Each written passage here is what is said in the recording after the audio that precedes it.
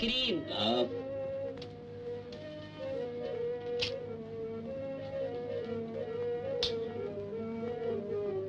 يا سلام يا باشمهندس، ده انت نفسك حلوة. السلام عليكم ورحمة الله وبركاته أحباب المتابعين والمشاهدين. معاكم برنامج قصة ومعلومة، وقصتنا النهاردة عن دون جوان السينما المصرية وفتى الشاشة الأول الفنان رشدي أباظة. هحكي كل حاجة عن حياته وعن مشواره الفني وعن زوجاته. يا ريت بعد إذنكم ما تنسوش اللايك والمشاركة عشان يوصل لكم كل جديد. اتولد رشدي أباظة في 3 أغسطس سنة 1926 في محافظة المنصورة من أب مصري وهو سعيد أباظة، وأم إيطالية هي تريزا لويجي، واسمه الحقيقي رشدي سعيد بغدادي أباظة. وكان ليه 3 إخوات من أبوه، وهما رجاء ومنيرة وزينب، وأخ مش شقيق اسمه فكري، وليه أخ تاني من أمه وهو حامد. وأبو رشدي أباظة كان ضابط في الشرطة، ووصل إلى رتبة لواء، وهو من عائلة غنية ومعروفة وهي عائلة الأباظية. ودرس رشدي أباظة في مدرسة سان مارك في الإسكندرية، وكان بيتكلم 5 لغات، وهي الإنجليزية والفرنسية والإيطالية والأسبانية والألمانية. ولكنه ما كملش للجامعة بعد ما خد شهادة البكالوريا من مدرسة سان مارك، وده لأنه كان بيحب الرياضة. وبعد ما خد شهادة البكالوريا قدم في كلية الطيران، ولكنه مستحملش الحياة العسكرية واتنقل بعد 3 سنين إلى كلية التجارة، ولكنه برضه ما كملش فيها. ونرجع ونشوف ازاي دخل مجال التمثيل وهو ما كانش بيفكر انه يمثل خالص، ولكن حبه كان لرياضة كمال الأجسام والتمثيل جه بالصدفة. ولما شافه المخرج كمال بركات في صالة للعب البلياردو، وعرض عليه انه يمثل في فيلم من تأليفه وإخراجه، وده كان سنة 1948 في فيلم المليونيرة الصغيرة مع النجمة فاتن حمامة. وبعد كده ترك رشدي أباظة التمثيل فترة ورجع تاني بأدوار صغيرة زي فيلم دليلة ورد قلبي وموعد غرام وجعلوني مجرما. وبعد كده خد دور البطولة في فيلم الشياطين ال3. وفي سنة 1959 رجع رشدي أباظة في فيلم امرأة على الطريق مع شكري سرحان وزكي رستم وهدى سلطان للمخرج الراحل عز الدين ذو الفقار. وجي بعدها أفلام كتير زي فيلم جميلة أبو حريد وإسلاماء وشيء في صدري وأريد حلا وصراع في النيل والرجل التاني وكتير من الأفلام. وكان ممكن يوصل للعالمية لأنه زي ما قلنا كان بيتكلم 5 لغات. واشترك في فيلم الوصايا العشرة للمخرج سيسيال دينيال، وليه كذا فيلم. ونرجع للنساء في حياة الدنجوان وسر عشقهم ليه. رشدي أباظة كان واحد من أهم دنجوانات السينما المصرية، وكان فارس أحلام كل النساء لأنه كان عنده طريقة تجذب أي ست، وكان بيتعامل مع كل ست بشكل خاص، وكان بيحسس أي ست بقيمتها وعناقتها وإن هي المميزة، وكان أسلوبه راقي معاهم، وده اللي خلاه معشوق النساء. ونتكلم عن أول حب في حياة الدنجوان في بداية حياته وهو عنده 19 سنة. كان ساكن في شارع مصرة في شبرا، وقع في حب بنت إنجليزية اسمها دوريس راسل.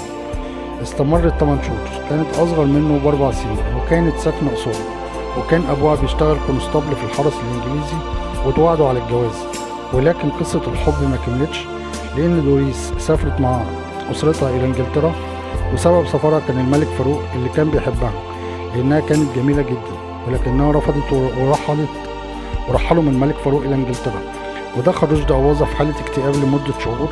وقصة الحب التانية كانت الفنانة كاميليا عشيقة الملك فاروق، وكان بيمثل معاها فيلم امرأة من نار سنة 1951. ووقع في حبها وكان عاوز يتجوزها، رغم انه كان عارف انها عشيقة الملك فاروق وانها مرتبطة مع فاروق، ورغم كده كان مصمم عليها. وفي ناس قالوا لرشدي ابعد عن كاميليا وخاف على حياتك من فاروق. وقال الملك فاروق لكاميليا انه هيقتل رشدي لو ما بعدش عنك. ولما عرف رشدي أباظة الكلام ده، قال يعمل اللي يقدر عليه. ولما قرر الملك فاروق ينفذ التهديد بالقتل، الناس قالت له يعمل حسابه ان رشدي أباظة من عيلة الأباظية، وعيلته مش هتسكت على قتله لانه واحد من العيلة. وفي نفس الوقت كانت كاميليا على علاقة بواحد غني عجوز كان بيصرف عليها هي وامها. ولما عرف رشدي الكلام ده، راح ليها في كازينو في شارع الهرم، ولقاها قاعدة جنبه ومعاها امها. راح ضربها بالقلم على وشها، راحت امها رفعت عليه قضية.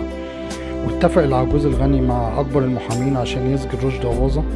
وحضرت كاميليا في جلسة الحكم، وقالت للقاضي انها متنازلة عن القضية لان ده كان اجمل قلم خدته في حياتها، وكنت محتاجة من زمان عشان افوق من اللي انا فيه واتحرر من سجن امي اللي حولتني لبضاعة تبيع وتشتري فيا. للي يدفع أكتر. ولكن بعد القضية ديت ب6 شهور ماتت كاميليا في حادثة سقوط طيارة فوق بحيرة التلنجات، ومحدش عارف سبب حادثة الطيارة لحد دلوقتي. ولما عرف رشدي بالحادثة دخل في حالة اكتئاب لمدة سنة. ونرجع لعدد زوجات رشدي، كانت 5 زوجات، لأنه كانت علاقته النسائية كتيرة. وكانت أول جوازة من الفنانة تحية كاريوكا، اتجوزها سنة 1952 واستمر الجواز 3 سنين. وتاني جوازة كانت أمريكية اسمها بربرة، واستمر الجواز 4 سنين، وخلف منها بنته الوحيدة اسمها اسمت. وطلق الأمريكية سنة 1959، وكانت زوجته الثالثة وهي سامية جمال، واللي استمر جوازهم 17 سنة من سنة 1962 لحد 1977، وديت أطول فترة جواز لرشدي أباظة. والزوجة الرابعة كانت الفنانة صباح، اتجوزها سنة 1967 وطلقها بعد أسبوع. وكان في الوقت ده سامية جمال على عصمته. وكانت الزوجة الخامسة وآخر زوجاته هي بنت عمه نبيلة أباظة، اتجوزها سنة 1979 قبل وفاته ب2 سنين. وكان سبب طلاقه من زوجاته الأولى تحية كاريوكا بسبب علاقته مع فتاة فرنسوية، وطلبت تحية كاريوكا الطلاق. وتعرف بعدها على سامية جمال في وقت تصوير فيلم الرجل التاني. وكانت الفترة دي في مشاكل مع زوجته الأمريكية اللي خلف منها بنته الوحيدة اسمها، وطلقها واتجوز سامية جمال اللي كانت مسؤولة عن تربية بنته 18 سنة. وهي ديت مدة جوازهم. وكان جوازه من صباح عبارة عن تهريج بينهم، وكانوا في لبنان. وصباح قالت له ما تقدرش تتجوزنا عشان خايف من سامية جمال. وصمم رشدي وراحوا للمأذون واتجوزوا، وطلقها بعد أسبوعين. ومرة من المرات حاول الانتحار بمسدسه بسبب خلافات مع سامية جمال. وكان الخلاف بسبب انه رجع البيت لقى سامية جمال بتتخانق مع بنته اسمت، راح متخانق معاها وقال لها كلام جارح. راحت سامية جمال سابت البيت وقاعدة في فندق وطلبت الطلاق. ورغم المحاولات عشان الصلح رفضت سامية جمال الرجوع واتطلقت منه. ودخل رشدي أباظة من بعدها في حالة اكتئاب وحاول الانتحار كذا مرة. واخر حب في حياة الدنجوان كانت حبه للفنانة يسرا، كان مغرم بيها وطلب منها الجواز. ولكن يسرا رفضت طلبه، والكلام ده كان سنة 1980 بعد تصوير فيلم بياضة، لأن رشدي أباظة في الوقت ده كان عنده 50 سنة، وكانت يسرا شابة صغيرة في سن بنته. ورفضت طلبه لكنها كانت بتحبه. وقالت يسرا في حوار ليها قديم إن رشدي أباظة أفضل شخص اتعاملت معاه لأنه كان بيعرف إزاي يتعامل معاها. وعن حب رشدي أباظة للرياضة، كان زملكاوي متعصب وكان بيحب نادي الزمالك جدا. ولما اتسأل عن حبه للزمالك قال إن عيلة الأباظية كلها بتشجع النادي الأهلي من بعد الحرب العالمية التانية. وكان أولهم عزيز باشا أباظة وفكري باشا أباظة، والكاتب ثروت أباظة، والمهندس ماهر أباظة وزير الكهرباء السابق، ومصطفى أباظة عميد العائلة الأباظية. العيلة الأباظية كلها بتشجع النادي الأهلي من بعد الحرب العالمية التانية. وكان أولهم عزيز باشا أباظة وفكري باشا أباظة، والكاتب ثروت أباظة، والمهندس ماهر أباظة وزير الكهرباء السابق، ومصطفى أباظة عميد العائلة الأباظية. وكان هو الوحيد اللي شذ عن العيلة وشجع الزمالك. ورشدي كانوا بيلقبوه في الوسط الفني بابن الخواجية. وعن الساعات الأخيرة في حياة رشدي أباظة، قضى أيامه الأخيرة في مستشفى في العجوزة، وكانت وصيته الأخيرة إنه قبره يتفرش بالحنة.